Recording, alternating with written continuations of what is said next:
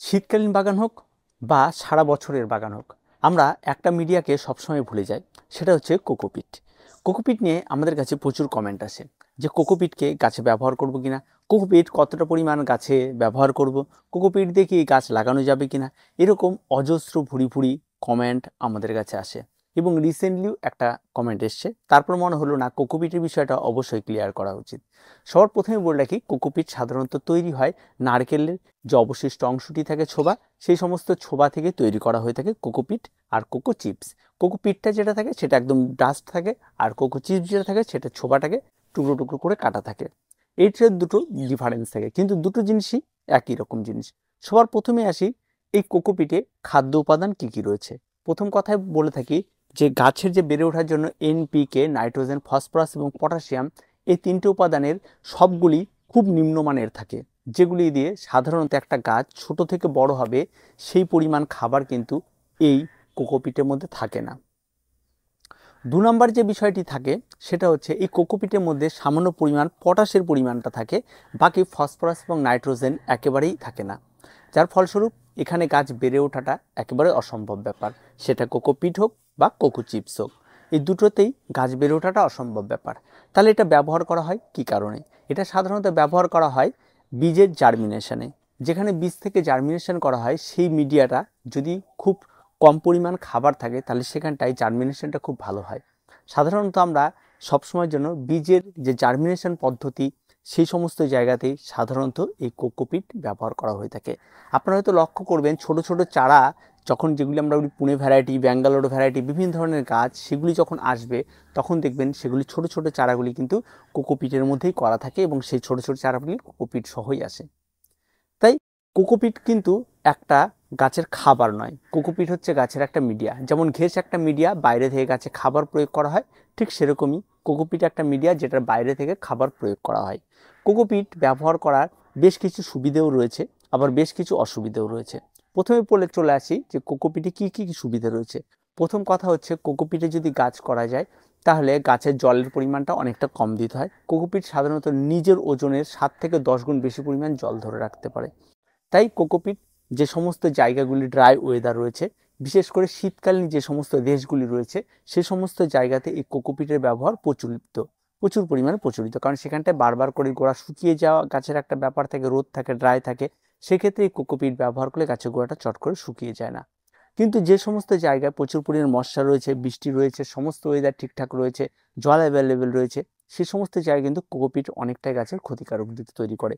কারণ এ গাছের প্রচুর পরিমাণে জল ধরে রাখে, ফলে গাছের রুট সিস্টেমকে সম্পূর্ণরূপে নষ্ট করে, গাছের তো খাবার হয় না। তারপর যে বিষয়টি থাকে সেটা গাছের মাটির মিশ্রণের সঙ্গে কোকোপিটের ব্যবহারটা। দেখুন, গাছের মাটির মিশ্রণের সঙ্গে আপনি কোকোপিট ব্যবহার করতেই পারেন, তবে সেটা খুব সীমিত পরিমাণ। হয়তো আপনি যদি একটি টবের মাটি, যদি আপনি মনে করেন যে 30% মাটি ব্যবহার করছেন, 20% কম্পোস্ট ব্যবহার করছেন, ঠিক আছে, আপনি সেখানটায় 20% বালি ব্যবহার করছেন, এবার যে 20% আপনি কোকোপিট ব্যবহার করতে পারেন। খুব সামান্য পরিমাণ মাটিতে কোকোপিট ব্যবহার করতে হবে, বিশেষ করে আমাদের ইন্ডিয়ান ওয়েদারে বা ভারতীয় জলবায়ুতে। কারণ সেখানটায় মোটামুটিভাবে কমপক্ষে 6টা ঋতু বিরাজ করে, এবং সেখানে কিন্তু প্রত্যেকটা ঋতুতেই কিন্তু যে একদম প্রচণ্ড ড্রাই হয়ে যাবে সেরকম ওয়েদার কিন্তু খুব বেশি হলে 2 থেকে 3 মাস থাকে, ঠিক আছে। যার ফলস্বরূপ সেই 2 থেকে 3 মাসের জন্য একটা গাছ তো আর ছাদ বাগানে থাকবে না, ছাদ বাগানে বছরের পর বছর থাকবে। 2 থেকে 3 মাস জল ধরে রাখার জন্য সেই গাছটিকে কিন্তু রাখার কোনো মানেই হয় না, সেই মিডিয়াটা ব্যবহার করার কোনো মানেই হয় না। তাই আমার মনে হয় যে কোকোপিট গাছের ছাদ বাগানে ব্যবহার করা একদমই অনুপযোগী, এবং এটা আমাদের এই ওয়েদারের কোনো জিনিসই নয়, তাই এখানে ব্যবহার করার কোনো প্রশ্নই ওঠে না। তাই এখানে ব্যবহার করতে হবে এমন কিছু নেই।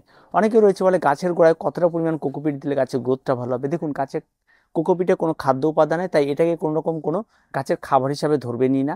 তাই এই ক্ষেত্রে গাছের গোড়ায় দিলে গাছ বাড়বে এমনটা ধারণা থেকে একদম সম্পূর্ণ মুছে ফেলুন, এটা কোনো রকম কোনো কিছু নাই।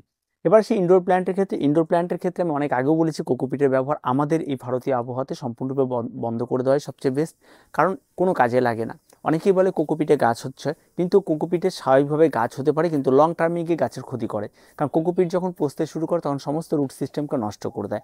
মাটিতে সামান্য পরিমাণ ব্যবহার করলে যতটুকু উপকার পাওয়া যায়, তাতে ডাইরেক্ট কোকোপিটে যদি গাছ করা যায় তাতে যথেষ্ট ক্ষতি করে।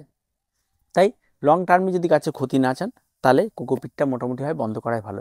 শীতকালীন গাছ যেমন থাকে, সে সমস্ত জায়গাগুলিতে আমরা অনেকে বলি ইনডোর প্ল্যান্টে শীতকালীন গাছে ব্যবহার করা যেমন ইনডোর প্ল্যান্টে ভালো হতে পারে তেমন কোনো কিছু নেই। বিশেষ করে আমাদের এখানে মার্চ এপ্রিল মে মাসে যে কড়া সূর্যালোক থাকে, জল দিতে দিতে নাই হয়ে যায়, সেই সময় কোকোপিটটা বেশ ভালো কাজ করে 3 মাসের জন্য। সেই সময় যদি কোকোপিট থাকে তাহলে কোকোপিটে জল দিলে কোকোপিট অনেকটা টাইম জল ধরে রাখে, ফলে গাছটা বেশ সতেজ থাকে।